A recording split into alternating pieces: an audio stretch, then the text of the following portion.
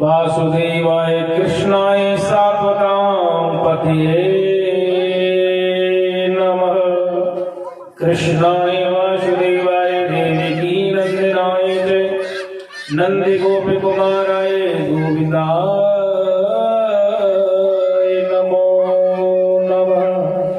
वंशी विभूषित करान वैरदाभा पीतांबर नवीन फलधरष्टात् पूर्णेन्द्र सुंदर मुखादरविंद्र नेत्रात् कृष्णाय किम तत्त्वम् अहं न जाने।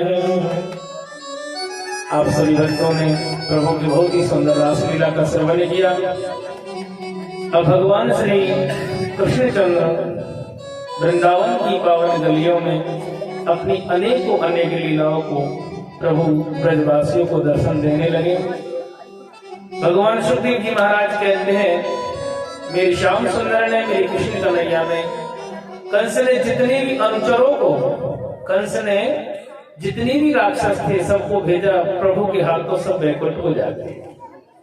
यहाँ तक कि आपने सुना बकासुर, अघासुर, तृणावत, यहाँ तक कि कालिया नाग जैसे महाबली नाग को भी भगवान ने रमणक द्वीप का रास्ता दिखाया। ऐसे ही अष्टासुर, गोमासुर, शंखचूड़ जैसे दैत्यों को भी भगवान ने खेल ही खेल में, लीला रूप में सबको भगवान ने परम गति प्रदान की।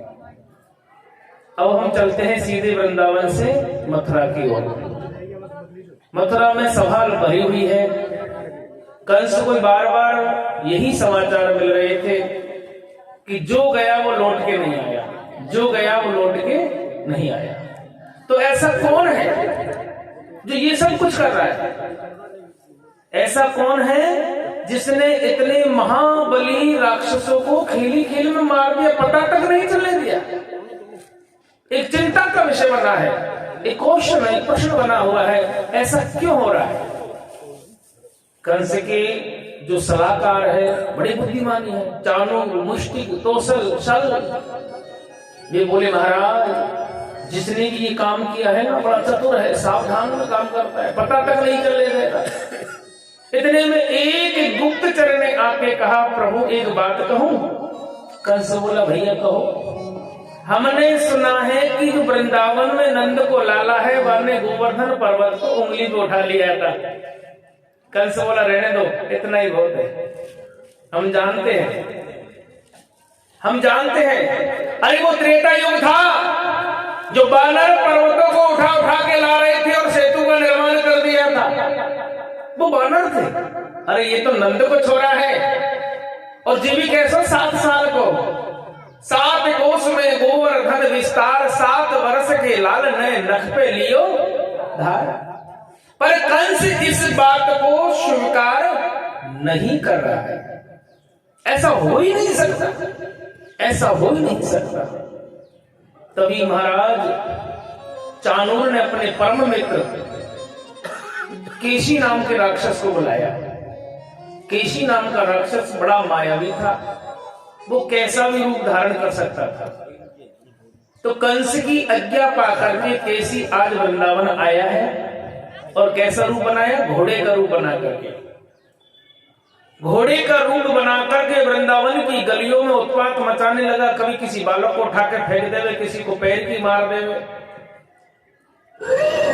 पूरी रात केसी का उत्पात चलता रहा। सुबह होते ही भगवान श्री कृष्ण को पता चला कि हमारे वृंदावन में एक ऐसा विचित्र घोड़ा आया है जो चीख कार मारते हुए कभी तो बालक को पकड़ लेता है, कभी किसी को पैर की मार देता है। मेरी श्याम सुंदर अपनी नटखट लीला को प्रदर्शन करने के लिए राजमार्ग में आ गए, रास्ते में आ गए, कमर में फटका बांध लिया, बंसरी लगाई ली। अब होता क्या है, रास्ते में खड़े हो गए। सामने से केशी नाम का जो है राक्षस घोड़े का रूप बनाकर भगवान की ओर मारने को दौड़ा। भगवान यमुना की ओर दौड़ने लगे। यमुना के किनारे जाके प्रभु खड़े हो गए। केशी ने अपना मुंह खोला, मुंह खोलकर भगवान को खाने के लिए दौड़ा। मेरी श्याम सुंदर ने खेली खेल में अपने दाहिने हाथ को उसके मुंह में दे दिया।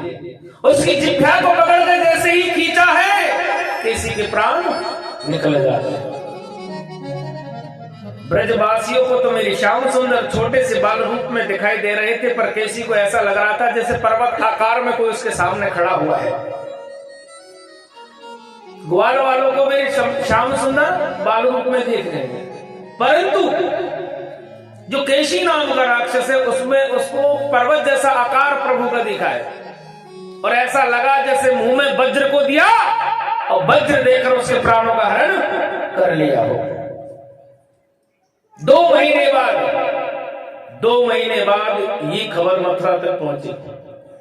कंस ने रातों रात विचार कर लिया, अब जो हो जो देखा जाएगा, पर कर रहा है वो नंद को छोड़ा, और कोई नहीं कर सकता। रात में ही सभा का आयोजन किया और कह दिया कि सुबह अक्रूर को भेजा जाए और कृष्ण को बुलाया जाए, और अगर वो नहीं भेजते हैं तो सेना तैयार करो, वृंदावन को चारों तरफ से घेर दो, कोई भी वृंदावनवासी बचना नहीं चाहिए। कंस का इतनी बड़ी घोषणा होते ही पूरी सभा में हड़कंप मच गई। प्रातः काल होते ही सभा का आयोजन हुआ। अक्रूर जी को बुलाया गया। अक्रूर जी से कहा, है अक्रूर, हम तुम्हें यहाँ कोई स्वागत के लिए नहीं बुलाया है, काम से बुलाया है। अक्रूर जी बोले, कहो महाराज क्या आज्ञा है?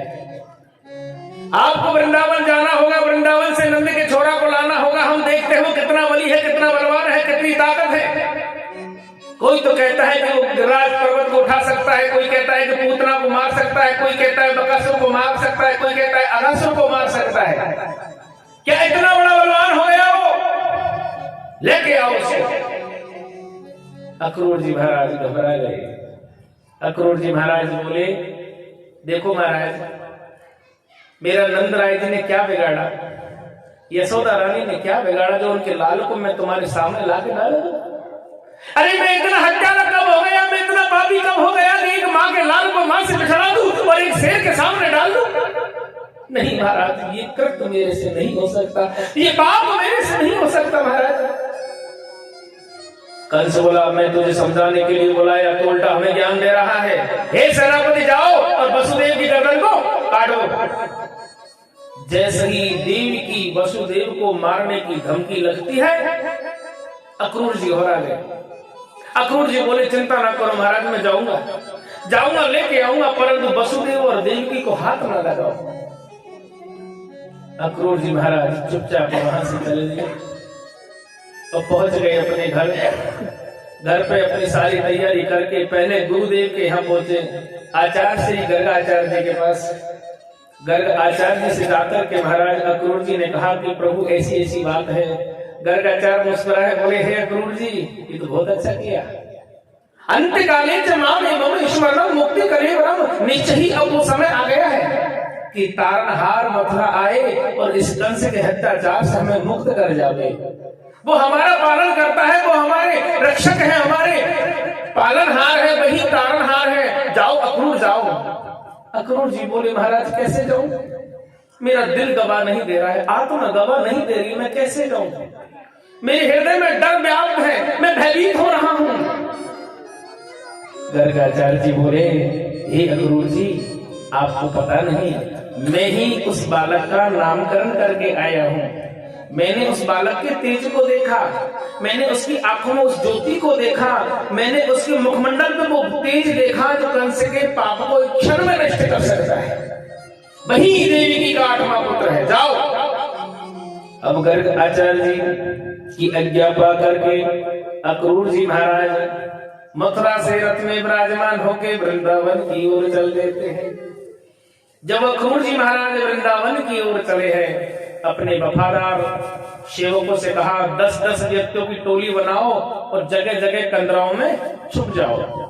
जब मैं श्याम सुंदर को लेके आऊं, मेरी कन्हैया को लेके आऊं, मेरी गिरधर को लेके आऊं, और अगर कोई धोखा लगे तो अपने प्राणों का बलिदान दे देना, पर उस बालक को आज नहीं आनी चाहिए। आज अक्रूर जी महाराज बड़े भाव से मन में भगवान श्री कृष्ण की मूर्त को हृदय में बसाए हुए वृंदावन में प्रवेश करते हैं। संध्या काल था, शाम हो रही थी। अक्रूर जी महाराज की खबर जैसे ही महाराज नंदराय जी को पड़ी, नंदराय जी दौड़कर अक्रूर जी की स्वागत करने के लिए आए हैं और घर लेके गए और विश्राम कक्ष में ले जाकर बैठा दिया। बैठकर घर की दुख सुख की बातें करने लगे। इधर संध्या काल होने लगी। भगवान श्री कृष्ण गाय चरा करके घर लौटे। घर के आंगन में एक रथ को देखा। रथ को देखकर महाराज कन्हैया बड़े प्रसन्न हुए। मनुष्य कहने लगो, अरे काना, ऐसा लगे लाला, आज तो तेरे घर पर कोई राजा आया हो। प्रभु जी कहने लगे, हमें तो पता नहीं कौन आया कौन नहीं आया, भैया जाके तो देखें। जाके देखा तो अक्रूर जी महाराज सिंहासन पर बैठे हैं। मेरे कृष्ण और बलदेव अक्रूर जी को प्रणाम करते हैं, परसे करते हैं। प्रभु थोड़ी देर अक्रूर जी से बातें करते हैं और मैया के पास में जाकर बैठ जाते हैं। अंधेरा होने लगा। सब मिल बैठ के प्रसाद ग्रहण कर रहे हैं। भगवान कृष्ण बलदेव अपनी माताओं के साथ अपने अपने कक्ष में चले गए। अक्रूर जी महाराज और नंदराय जी अकेले कक्ष में विराजे हुए हैं। धीरे धीरे चर्चाएं चली। नंदराय जी ने हिम्मत करके पूछा, हे अक्रूर जी, गलती हो तो हमें क्षमा कर देना, पर हमें एक अचंभा हो रहा है कि आज आपको वृंदावन की कैसे याद आई। भाई आपकी और हमारी मित्रता तो बहुत पुरानी है, पर आप हमारे घर कभी नहीं आए। आज ऐसा कौन सा कारण है जो महाराज आपको यहाँ तक आना पड़ गया? अक्रूर जी बोले नहीं नहीं भैया, कोई काम नहीं था, बस आप सबकी याद आ रही थी, चलो मैं मिल आता हूँ। नहीं नहीं भैया, कोई ना कोई तो कारण जरूर है। बात होते होते स्पष्ट होती है। महाराज अक्रूर जी हिम्मत बांध के कहने लगे, हे नंदराय जी, हम आपके पुत्र को लेने के लिए वृंदावन आए हैं।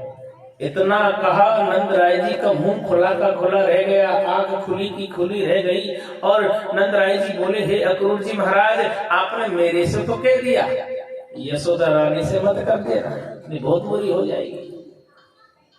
अक्रूर जी बोले, अरे महाराज आप समझने की कोशिश करो, ये बालक कोई साधारण बालक नहीं है, ये अद्भुत है, पराक्रमी है, तेजस्वी है। हमें गर्गाचार्य जी ने सारी बात बता दी, यही देवकी का 8वां पुत्र है, योग माया के द्वारा यहाँ तक पहुंचे। नंदराय जी बोले, तुम्हारी यह किताब की कॉपी को दूर रखो, हमें नहीं सुनना कोई इतिहास। ये कन्हैया हमारा है, हमारा है, हमारा और हमारा ही रहेगा। अक्रूर जी महाराज समझाते रहे, समझाते रहे, समझाते रहे। अंत में एक शब्द मुंह से निकला कि महाराज ये बताइए कि माता यशोदा रानी कितने दिन गर्भवती रही? भाई बालक का जन्म होता है तो माँ को गर्भवती होना पड़ता है कि नहीं होना पड़ता? माँ को पेट में बालक रखना होता है कि नहीं रखना होता है? पर बताओ, यशोदा रानी किस दिन तो गर्भवती हुई और किस दिन वह गर्भ से रही और किस दिन बालक का जन्म हुआ? आपको पता है, संतों ने कहा था कि आशीर्वाद से पुत्र की प्राप्ति होगी, ये नहीं कहा कि तुम्हारी पत्नी के गर्भ से प्राप्ति होगी।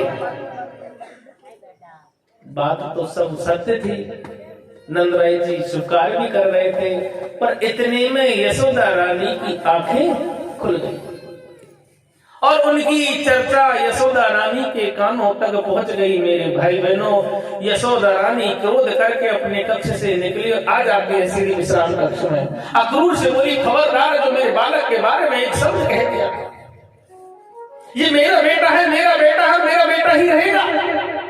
कौन कहता है कि ये देवकी का पुत्र है? कौन कहता है कि वसुदेव का पुत्र है? ये मेरा बेटा है, मेरी आंखों के सामने जन्म लिया है, मैंने इसका लालन पालन किया है। अक्रूर जी बोले, हे भाभी मां, मैं आपके दिल को दुखाना नहीं चाहता, पर ये सत्य है, सत्य को भूलो नहीं। ये देवकी का 8वां बालक है और योग माया के द्वारा यहाँ तक पहुंचा है। आपके घर में तो कन्या का जन्म हुआ। अरे कौन कन्या का जन्म हुआ? कौन कहता है? मैं नहीं मानती किसी को, मैं नहीं मानती कि मेरे घर में कन्या का जन्म हुआ है। मेरी नंदा सुनंदा दोनों ननद घर में थी, उन्होंने मुझे जगाकर कहा, देख भाभी, तेरे लाला ने जन्म लियो है। चलो मैं मान लेती हूँ कि देवकी ने लाला को जन्म दिया, पर तुम्हें पता है जब बालक रात में रोता था तो यशोदा रानी जगा करती थी। तुम्हें पता है बालक जब वस्त्र गीले करता था तो मैं गीले में सोया करती थी, पर मैंने मेरी शाम को कभी गीले में सोने नहीं दिया था। जब ये भूख के लिए दूध मांगता था, खाने के लिए माखन मांगता था, तो मैं अपने ग्रास को छोड़ करके मैं अपने लाला का लालन पालन करने में लग जाती थी। एक दिन हट करता तो पूरे दिन इसके पीछे पीछे घूमती रहती। मैं खाने का ध्यान नहीं, पीने का ध्यान नहीं, पहनने का ध्यान नहीं, और तुम कहते कि मेरा बेटा नहीं। आज माँ के उस अनुपम प्रेम को देखकर अक्रूर जी महाराज घबरा रहे हैं और यशोदा रानी को समझाने का प्रयास कर रहे हैं। नंदराय जी सब समझ रहे थे, परंतु यशोदा रानी को कैसे समझ आए। इतने में मेरी श्याम सुंदर की आंखें खुल गई। श्याम सुंदर बोले, अरे मैया कहाँ है गए हो, तू क्यों रो रही है? यशोदा रानी बोली, देख रही तेरो काका कहाँ कह रहे हो? तेरो काका कह रहे कि कन्हैया यशोदा रानी को लाला नहीं। अरे बेटा, तू मेरा बेटा नहीं है, मैं तेरी माँ नहीं हूँ क्या? तेरा मैंने तुझको जन्म नहीं दिया? क्या तेरी आंखें खुली उस दिन तूने मेरा चेहरा नहीं देखा? मैं तेरी माँ हूँ काना, मैं तेरी माँ हूँ। ये अक्रूर झूठ बोल रहा है। कन्हैया कहने लगे, मैया तू इसकी बातों में क्यों आ रही है? तू मेरी माँ है और मेरी माँ रहेगी रहेगी रहेगी। चाहे दुनिया कुछ भी कहे, पर संसार में सारा जगत यही कहेगा कि नंद का लाल, यशोदा का लाला। देवी जी को कोई याद नहीं करेगा माँ? आज मेरी श्याम सुंदर के इस वचन को सुनकर माँ का हृदय प्रसन्नता से प्रफुल्लित हो गया और मेरी श्याम सुंदर को सीने से लगा लेती है यशोदा। अक्रूर जी महाराज ने अनुनय विनय किया, कन्हैया से निवेदन किया, हे मेरे ठाकुर, आपके बिना सब कुछ अधूरा है, उस आकाशवाणी को याद करो। उस माँ ने कहा था कि देवी का 8वां पुत्र ही कंस का काल होगा, तो घड़ी आ गई महाराज, आप कुछ कीजिए, मैया को समझाइए। कन्हैया बोले धैर्य रखो, मैं समझाता हूँ। प्रभु ने माता से कहा, हेरी मैया, सबके बच्चे शहर जाते हैं, बाजार जाते हैं, सामान खरीद के लाते हैं। हमने जब से जन्म लिया है, हम तेरी गोद के सिवा कोई चीज देखी नहीं। मैया, मेरा मन कहे कि मैं मथुरा जाऊं और बाजार से कुछ खरीद के लाऊं। मैया बोली, लाला मैं तो अकेले नहीं जाने दूंगी, मैं जानती हूँ वो कंस बहुत दुष्ट है, बहुत पापी है, तेरे साथ धोखा हो जाएगा, वो दुष्ट किसी का सगा नहीं है। कन्हैया बोले, अरे मैया मैं अकेला थोड़ी जाऊंगा, दाऊ भैया को लेके जाऊंगा, और दाऊ भैया समझ आएंगे, मुझे डर किस चीज का। अब यशोदा रानी हाथों कर रही है पर आत्मा अंदर से नहीं कह रही। कन्हैया दौड़ के नए कपड़े पहन लिए, तैयार हो गए, बलदेव जी तैयार हो गए। वृंदावन वासियों को पता चला, पूरा वृंदावन टूट पड़ा, ग्वाल बाल सब नंद के भवन में आके इकट्ठे हो गए और अक्रूर के रथ को चारों तरफ से घेर लेते हैं। नहीं जाने देंगे, नहीं जाने देंगे, नहीं जाने देंगे। आज मेरे कन्हैया सबको समझाते हुए रथ में विराजमान है गए, परंतु यशोदा रानी घर के दरवाजे को पकड़कर रो रही है। नंदराय जी अपने चेहरे को छुपाकर रो रहे हैं, कहीं कोई उसके आंसू को ना देखे। यशोदा रानी अपने आंसू को रोक के इसलिए खड़ी है, कहीं मेरा लाला दुखी ना हो जावे, मेरा कन्हैया कहीं ये दुखी ना करे, मन में ऐसा ना सोचे कि मेरी मैया मुझे बाजार नहीं जाने दे। यशोदा रानी अपने मुंह को छुपा छुपा कर अपने आंसू को छुपाने की कोशिश कर रही है। मेरी श्याम सुंदर रथ से नीचे उतर आए, नीचे उतर के मैया से बोले, अरे मैया तू रो क्यों रही है? मैं तो छोड़ के नहीं जा रहा हूँ मैया, मैं कहीं नहीं जाऊंगा, मैं तेरे पास रहूंगा, तेरा हूँ, तेरा हूँ। मैया झट से अपने लाला को सीने से लगा लेती है। नंदराय जी को समझाने के लिए मेरे श्याम सुंदर आगे बढ़े, नंदराय जी को भी प्रभु ने सीने से लगा लिया। ऐसा लग रहा है जैसे हजारों वर्षों के बिछड़े हुए आज मिल रहे हैं। नंदराय जी अपने आप को रोक नहीं पा रहे। मेरे कन्हैया मैया के हाथ पकड़ के कहने लगे, हे माँ तू रो नहीं माँ, मैं बहुत जल्दी लौट के आऊंगा। भूखा न लेती है मैया से विदाई की, मैया मुझे याद रखना। कृष्ण लेते हैं मैया से विदाई की, मैया हमें याद रखना।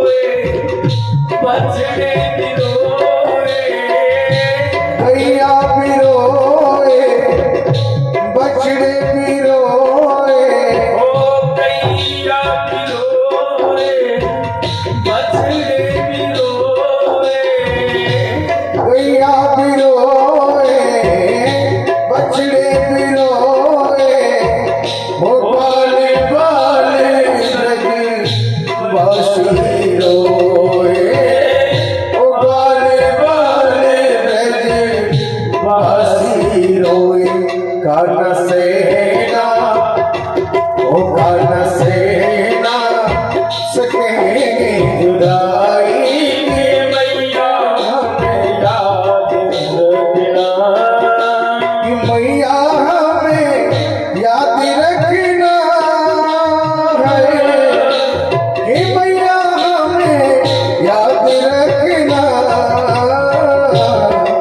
कृष्ण लेते हैं मैया से विदाई के मैया हमें याद।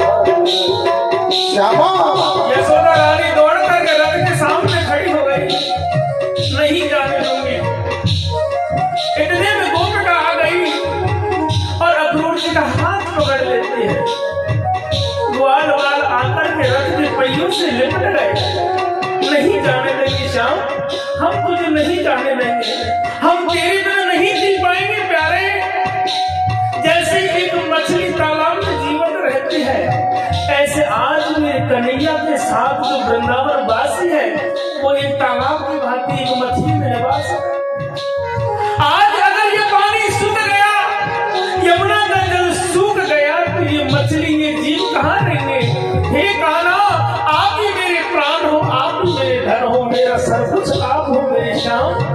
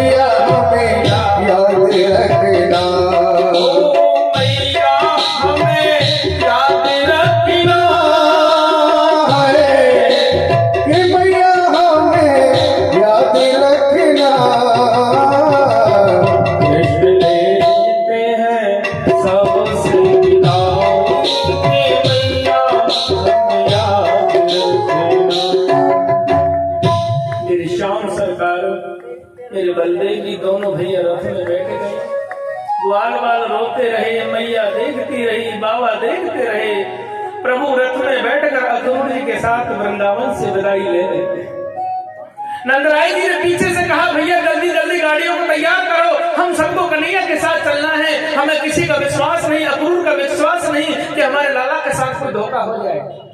सभी गोप ग्वाले जिसके घर में लाठी थी, भाला था, कुलाड़ी थी, सब अपने अपने हथियार हाथ में लेकर अपनी अपनी गाड़ियों में बैठ रहे हैं।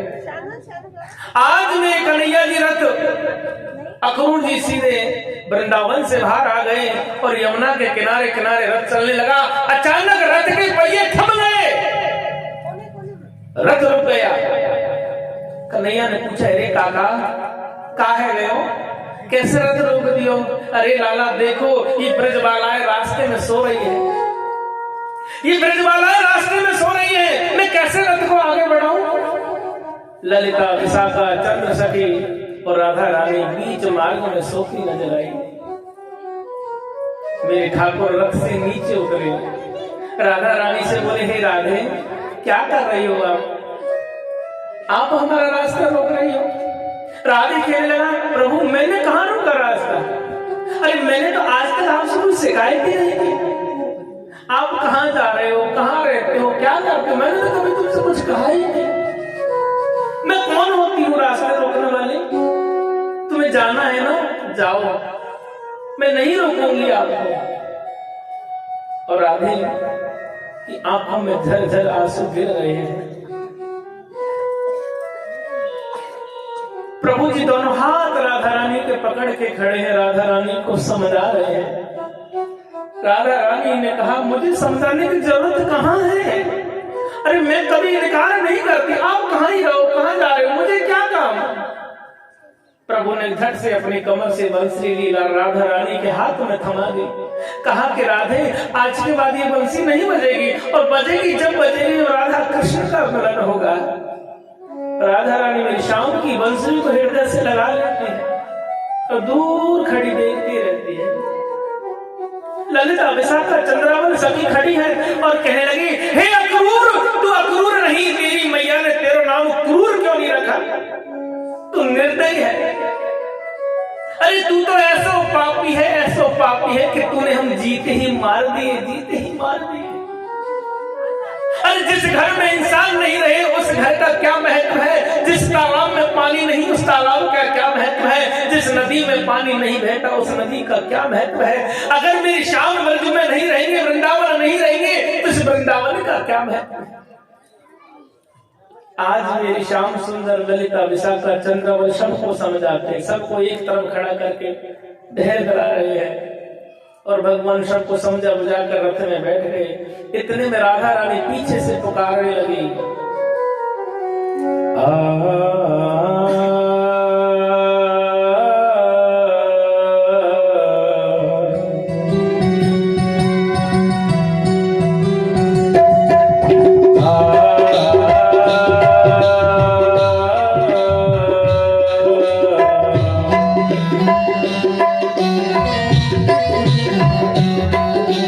मुझको बिलखती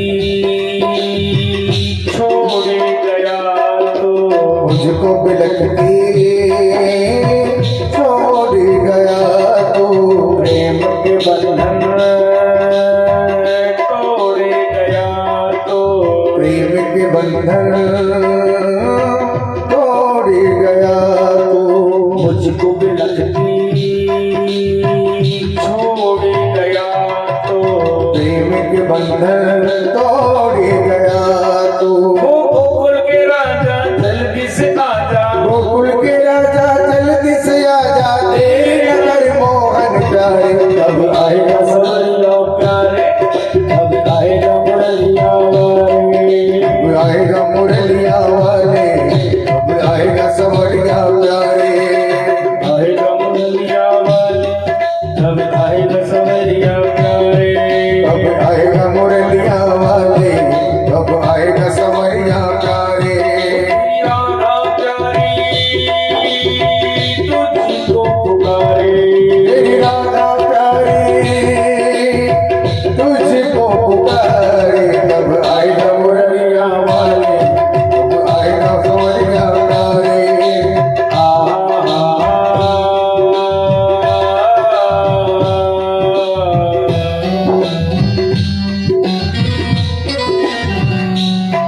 उड़ उड़ खावे ब्रज की गलियां, उड़ उड़ खाए ब्रज की गलियां, श्याम बिना नाम महकी गलियां, श्याम बिना नाम के गलियां, उड़ उड़ खावे ब्रज की गलियां, उड़ उड़ खाए ब्रज की गलियां, श्याम बिना नाम महकी गलियां, श्याम बिना नाम के गलियां, ओ ब्रज को आजा धीर बना जा, को आजा धीर बना जा, तो वे वाले सारे, कब आएगा मुरलिया वाले, कब आएगा सवरिया प्यारे, अब आएगा मुरलिया वाले, अब आएगा सवरिया प्यारे,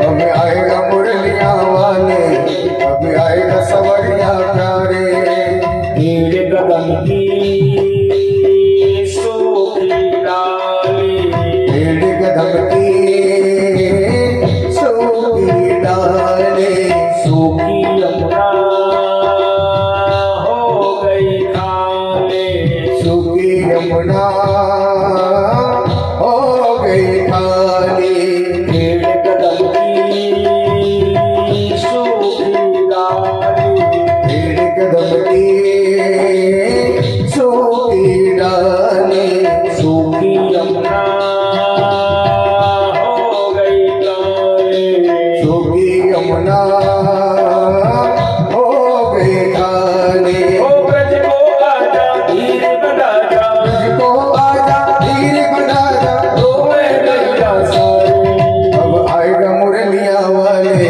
कब आएगा सवरिया प्यारे, अब आएगा मुरलिया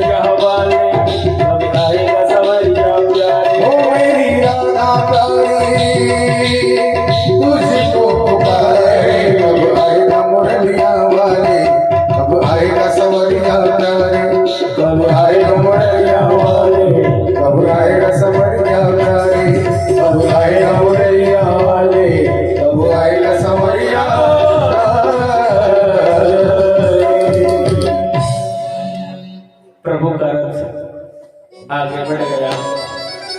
जैसे अक्रूर जी महाराज मथुरा के समीप पहुंचे, अक्रूर जी ने कहा, हे मेरे कान्हा, हे दाऊ भैया, आप कह दे तो मैं स्नान कर लूं, शाम का समय हो रहा है। रथ रोक दिया गया, यमुना के किनारे रथ खड़ा है। अक्रूर जी महाराज स्नान करने के लिए यमुना में प्रवेश करते हैं। पहली डुबकी ली तो कुछ नहीं, जैसे ही दूसरी डुबकी मारने लगे, देखा कि मेरी श्याम सुंदर और दाऊ भैया दोनों भाई अंदर यमुना में बैठे नजर आए। अचंभा हो गया, मैंने तो अभी रथ में देखा, भीतर कहां से? बाहर आ गए, बाहर आके देखने लगे। बाहर आकर के देखने लगे, मेरी श्याम सुंदर तो रथ में बैठे ही नजर आए। तीसरी बार डुबकी ली तो इस बार क्या देखा कि शेष सैया पे भगवान विराजे हुए हैं, देवता गण प्रभु की स्तुति गा रहे हैं। अक्रूर जी महाराज मन ही मन सोचने लगे, ये मैं क्या देख रहा हूं? कहीं मेरी देखते हुए रात की जगह दिन में ही सपना तो नहीं आ रहा है। हिम्मत करके धीरे धीरे प्रभु की झांकी की ओर बढ़ने लगे और जाके चरण जैसे स्पर्श किए, प्रभु खड़े हो गए और अक्रूर जी को उठा के गले लगा लिया। अरे काका, मैंने आज तुम्हें ये दर्शन इसलिए कराया है कि कहीं आप ये ना सोचें कि अब कंस इन बच्चों को मार देगा। मैं ही देवकी का 8वां पुत्र हूं, मैं देवकी का 8वां पुत्र हूं, मैं ही तारणहार हूं। हे काका, चिंता को त्याग दो, कल का शूर अस्त जब होगा, कंस का संहार हो जाएगा। हे मेरे भाई बहनों, अब अक्रूर जी महाराज निसंदेह चिंता मुक्त हो गए। आई यमुना से बाहर, कपड़े पहन के रथ में बैठ के मथुरा में प्रवेश करते हैं। इतने में नंदराय जी अपने साथियों के साथ मथुरा में प्रवेश करते हैं। प्रभु ने रास्ते में रथ को छोड़ा और कहा कि काका, अब सुबह मुलाकात होगी। रात्रि विश्राम मेरी श्याम सुंदर अपने सखाओं के साथ करते हैं। अब देखो मथुरा में प्रभु की क्या लीलाएं हो रही है। प्रातः काल होते ही प्रभु यमुना के किनारे घूम रहे थे। सामने देखा एक घाट पर धोबी कपड़े धो रहे थे। मनसुख ने कही, अरे कान्हा, देख लाला, हमने जीवन में फटी धोती फटो गमछा पहनो है, आज अच्छे अच्छे कपड़े दिखाई दे रहे, अगर इनमें से एक दो मिल जावे तो जीवन बन जावे। प्रभु बोले, चलो भैया। धोबियों के पास पहुंचे, कहले, भैया इतने सारे कपड़े किसके? हमारे महाराज के। इसको देते नहीं? नहीं नहीं नहीं, किसी को नहीं दिए जाते। क्यों भैया? एक आदमी और कपड़ा 100, इतने का करेगो, एक तो दे ही दे। जब बात की बात होने लगी, इतने में एक धोबी ने कहा, अरे ये कौन है, पता है तुम्हें? इनके ऊपर तो कंस महाराज ने इनाम घोषणा कर रखी, जो मार देगा उसको इनाम मिलेगी। हे मेरे भाई बहनों, रजक नाम का धोबी हाथ में मुद्द करने के भगवान को मारने को दौड़ा। प्रभु कहने लगे, अरे दाऊ भैया, ये कैसा समय आ गए हो? हम तो बात कर रहे हैं और सामने वाला मारने को आ रहा है। अब हे मेरे भाई बहनों, ठाकुर की लीला जब से निराली है।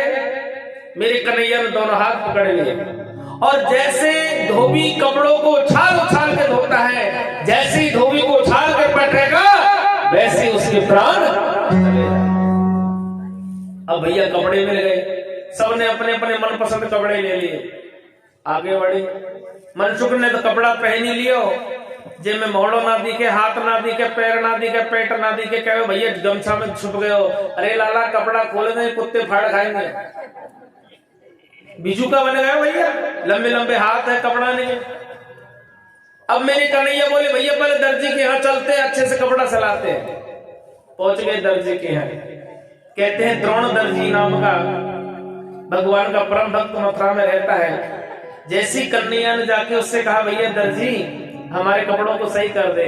दर्जी ने बिठा के मेरे ठाकुर के सारे कपड़े ठीक करे, सबको पहनाए मनपसंद कपड़े, किसी ने लाल, किसी ने नीले, किसी ने पीले, किसी ने हरे, भांति भांति के कपड़े पहन लिए। वहां पर दर्जी में कृपा करके भगवान आगे बढ़े तो एक सुदामा नाम का एक माली है, उसके घर पहुंच गए। वहां फूलों के हार सज रहे थे, गुलदस्ता बन रहे थे। वो भी मेरे कन्हैया का अनन्य भक्त था। कन्हैया ने कहा भैया ये माला किसके लिए तैयार कर रहे हो? तो माली ने कहा हम कंस महाराज के लिए रोज माला बनाते हैं। देखो भैया आज से कंस पंस भूल जाओ, अब माला हमें पहनानी पड़ेगी, हम ही मथुरा के राजा होंगे। कौन हो आप? हम वृंदावन से आए हैं, ये बलदेव है, मैं कृष्ण हूँ, मैं यशोदा को लाला हूँ, ये मैया रोहिणी को लाला। ओहो इतना कहा, द्रोण दर्दी तो चरणों में साष्टांग प्रणाम करके आशीर्वाद लेता है। इधर सुदामा माली भी सब परिवार आशीर्वाद लेने लगा। अब तो फूलों से मेरी श्याम सुंदर को सजा दिया, सिर पर मुकुट बना दिया, गले के हार, बाजूबंद, कमरबंद सब बनाए दिए। आहा, प्रभु आगे बढ़े। रास्ते में क्या देखा? एक कुब्जा हाथ में लाठी पकड़े, कमर झुकी हुई है, एक डलिया हाथ में जिसमें चंदन रखा हुआ है, वो हिलती हुई मार्ग से जा रही थी। मेरी श्याम सुंदर ने उस कुब्जा की लाठी को पकड़ लिया। जब कुब्जा की लाठी को पकड़ा है तो कुब्जा कहने लगे, अरे अरे कौन है? मेरी लाठी को छोड़ दो, मुझे जाना है, मुझे देर हो रही है। इतने में मेरी श्याम सुंदर कहने लगे, हे सुंदरी, हे सुंदरी, आप कहाँ जा रही हो? तो क्यों जा रही हो? कुब्जा ने कही, अरे तू कौन है सुंदरी कहने वाला? तेरी हिम्मत कैसे हो गई? कन्हैया बोले, हम वृंदावन से आए हैं, हमसे कृष्ण कहते हैं, यशोदा को लाला कहते हैं। अरे यशोदा के लाला, तनिक तो शर्म नहीं आई? वृंदावन छोड़ तू मथुरा में आए और मथुरा में आके एक बूढ़ी से ऐसी मजाक करे? अगर मैं सुंदर होती तो तू सुंदरी नहीं कहता। अरे मैं कुरूप हूँ तभी तो तू मेरी मजाक उड़ाए रहे। कन्हैया बोले, हम किसी की मजाक ना उड़ाए, जिससे हम जो कह देते कोई हो जाता है, पहले हमें चंदन लगाने दो। नहीं नहीं चंदन नहीं दूंगी। प्रभु ने चंदन की डलिया को छीन लिया और सारे चंदन को ग्वाल वालों के लगा दिया। अपना दाहिना पैर कुब्जा के बाएं पैर पर रखा, अपनी हाथ की 3 उंगली ठुड्डी के लगाए और जैसे हल्का सा इशारा किया, कुब्जा का शरीर देखते देखते एक महासुंदर नारी के रूप में बदल गया। बोलो कृष्ण कन्हैया लाल की। आकाश में फूल वर्षा होने लगी, जय जयकार होने लगी। कंस को समाचार मिल गया कि कृष्ण चला आ रहा है। कंस ने अपने अनुचरों को तैयार किया। हे मेरे भाई बहनों, अब भगवान आगे बढ़े हैं। बीच मथुरा नगरी में पहुंचे जहां पर बहुत भीड़ लग रही थी। एक धनुष का प्रदर्शन हो रहा था। कहते उस धनुष को आज तक किसी ने नहीं उठाया। भगवान भी उस भीड़ में घुस जाते हैं। पुजारी के पास पहुंच गए। पुजारी से कहा, भैया ये क्या है? पुजारी बोले, भैया ये धनुष है, इसको उठाते नहीं है क्या? नहीं नहीं, ये आज तक किसी से उठा ही नहीं है। कंस पे भी नहीं उठा? नहीं नहीं नहीं, कंस पे भी नहीं उठा। क्या मैं इसके हाथ लगा के देख सकता हूँ? पुजारी बोला, बालक है, जिद कर रहा है, चलो कोई बात नहीं। मेरी कन्हैया ने खिलौने की तरफ पकड़ा और झट से उठा लिया। पुजारी देख के चौंक गया, पहरेदार चौंक गए, प्रजा चौंक गई। अरे ये क्या हो रहा है? जिस धनुष में उठाने की क्षमता कंस के अंदर भी नहीं थी, आज उस धनुष को इस बालक ने खिलौने की तरफ उठा लिया। प्रभु ने जैसे ही कमान चढ़ाई और जैसे ही कमान को खींचा है, धड़ाम से धनुष टूट जाता है। हे मेरे भाई बहनों, कहते हैं कि भगवान ने त्रेता युग में धनुष तोड़ा तो माता जानकी को वर्ण किया। आज द्वापर युग में धनुष तोड़ा है तो प्रभु के हाथों कंस का उद्धार होगा। अब होता क्या है, कंस को सूचना मिली, महाराज आपके धनुष को तोड़ दिया। उसी समय कंस ने कुबड़ा पीड़ हाथी को आदेश दिया। कुबड़ा पीड़ हाथी को इतनी मदरा पिलाई, इतनी शराब पिलाई, सारी रात मदमस्त हो रहा है और रंगशाला के मुख्य द्वार पर लाके खड़ा कर दिया। अथम कृष्णश्च रामश्च गदन्य शोचोन परंतयः। भगवान कृष्ण बलदेव दोनों विचार करते आ रहे, देखा तो सामने कुबड़ा पीड़ हाथी खड़ा हुआ है, जिसके शरीर में 10,000 हाथियों का भल बराबर है। उसने दौड़ करके भगवान को अपनी सूंड में उठाया और दूर फेंक दिया। बलदेव जी के सूंड की दी, बलदेव दूर जाके पड़े। ग्वाल वाल घबरा गए, हे भगवान अब क्या होगा? भगवान उसी समय पुनः खड़े हो गए, बाएं हाथ से सूंड को पकड़ा, दाहिने हाथ की मुष्टिका बनाई और सिर पर वार करने लगे। जैसे जैसे सिर पर वार होने कुबला पीड़ हाथी का मस्तिष्क अंदर से नष्ट होने लगा। कानों से खून की पिचकारियां चलती नजर आई, नाक से रक्त बहता हुआ नजर आया। आखिरकार भगवान ने सूंड को पकड़ के आकाश में उछाल दिया। कहते हैं कि 100 योजन आकाश में भगवान ने कुबला पीड़ हाथी को उछाला था। जैसे ही भूमि में गिरता है, कुबला पीड़ के प्राण निकल जाते हैं। उसके मस्तक पर दाहिना चरण रख के भगवान ने दोनों दांतों को निकाल लिया। एक दांत मेरे बलदेव के हाथ में, एक भगवान श्री कृष्णचंद्र के हाथ में। पहुंच गए रंगशाला। रंगशाला में बड़े बड़े योद्धा दंड लगा रहे हैं, बैठक लगा रहे हैं, जाम फटका रहे हैं। कंस ऊपर सिंहासन पर बैठा बैठा तमाशा देख रहा है। पूरी मथुरा की प्रजा तमाशा देखने के लिए खड़ी है। भगवान जैसे ही रणभूमि में आए, रंगशाला में पधारे, तो चाणूर नाम का जो पहलवान था वो दंड लगा रहा था, वो भगवान कृष्ण की ओर लपका। प्रभु ने जिस तरह धोबी कपड़ा धोता है, ऐसे ही उसके दोनों हाथ पकड़ के जैसे ही पछाड़ा, उसके प्राण चले जाते हैं। बलदेव जी दौड़े, मुष्टिक को पकड़ा, उसकी गर्दन पकड़ के जमीन में दिया, आधा शरीर जमीन में चला जाता है। सल, तोसल और कुशल तीनों योद्धा को मैदान छोड़ के भाग गए। अब कंस घबरा गया, कंस भयभीत है। कंस अपने प्राणों को बचाने के लिए रंगशाला से भागा और अपने महलों में पहुंच गया। भगवान कृष्ण उसके पीछे दौड़े। अब कंस जहां नजर उठा के देखे, वहीं मेरी कन्हैया नजर आवे, जहीं मेरे श्याम सुंदर नजर आवे। कंस ने हाथ में गदा उठा ली है। कभी इधर प्रतिबिंब दिखे, उधर गदा मारे, सामने दिखे सामने मारे, इधर दिखे इधर मारे। जहां जहां कंस को भगवान का प्रतिबिंब दिखता है, वहीं प्रहार करते हैं। आखिरकार घबराकर कंस गिर जाता है। भगवान ने उसी समय लीला प्रारंभ की और दौड़कर सीने पर बैठ गए। दोनों हाथों में पूरी पृथ्वी का भार धारण करके जैसे ही सीने पे मुष्टिका का प्रहार किया, वैसे ही कंस के प्राणों का हरण कर लेते। बोलो कृष्णचंद्र भगवान की जय। आकाश में फूल वर्षा होने लगी, जय जयकार होने लगी, दुदुभिया बजने लगी, शंखनाद होने लगे। पर मेरी श्याम सुंदर का क्रोध शांत नहीं हो रहा है। भाई बहनों, जिस तरह एक सिंह अपने शिकार को करता है, शिकार को अपने जबड़े में पकड़ करके जंगल की कंदराओं में घसीटता रहता है, ऐसी आज मेरी श्याम सुंदर कंस की चोटी को पकड़ करके रंगशाला में लाकर घसीटने लगे। बलदेव जी ने मेरे प्रभु का क्रोध शांत किया। कुछ क्षण के लिए यमुना के किनारे ले गए, जहां पे भगवान ने बैठ के विश्राम किया। आज भी वो स्थान विश्राम घाट के नाम से मथुरा में जाना जाता है। वहां 2 घड़ी बैठकर भगवान ने विश्राम लिया। कंस की मृत्यु की खबर पूरी मथुरा नगरी में हो गई। इतनी खुशी जिसकी कोई कल्पना नहीं करे। जो कंस के अनुचर थे वो गांव छोड़, नगर छोड़ के भाग गए। प्रभु आ गए, कारागृह पहुंचे, अक्रूर जी के साथ लिए हुए उग्रसेन महाराज को बंधन से मुक्त किया, वसुदेव और देव की माता को बंधन से मुक्त किया। आज मेरे ठाकुर ने पुनः मथुरा में उग्रसेन महाराज का राजतिलक कराया है। देवी की वसुदेव मेरे श्याम सुंदर को लेकर के अपने कक्ष की ओर चल जाते हैं। पहली बार माता देवी ने अपने लाला को देखा। हृदय में अनन्य प्रेम झलक रहा है।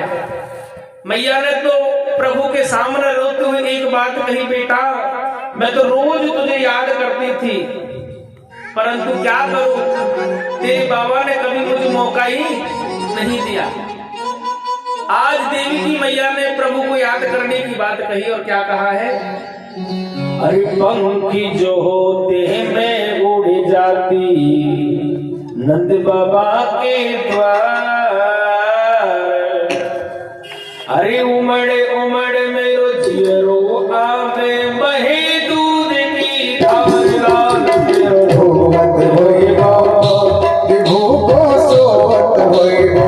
अरे लाल मेरो रोवत होइबो विभू को सोवत होइबो। पंखी जो होते मैं उड़ जाती नंद बाबा के द्वार।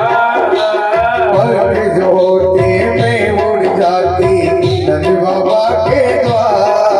अरे उमड़ उमड़ मेरो जियरो आवे बहे दूध की धार। लाल मेरो